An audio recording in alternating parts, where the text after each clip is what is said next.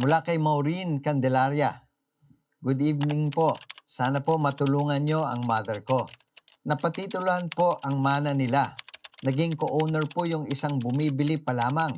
Nag-file po kami ng falsification of documents pero dismiss po despite sa mga evidence namin. Isa yun pong lolo ko na nakapangalan ay binuhay sa BIR, tax declaration, deed of sale. Fake ang signature ng mother ko, yet napatituluhan po, kahit no specifications. Now po undergoing ang cancellation of title. Sana po matulungan nyo kami.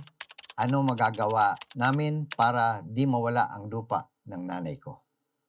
Kung may mga ebidensya ng irregularidad, maaari kang magsampa ng kaso sa piskal para sa pagpapalsipika ng mga dokumentong pampubliko.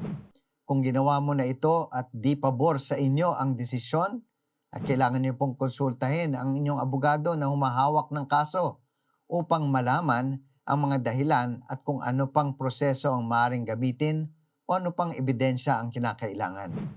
Maaari din pong ipaalam sa Land Registration Authority na may irregularidad sa pagpapalit ng titulo upang matatakan ito at mahigpit na pagpapalipat habang may kaso o may nagrereklamo.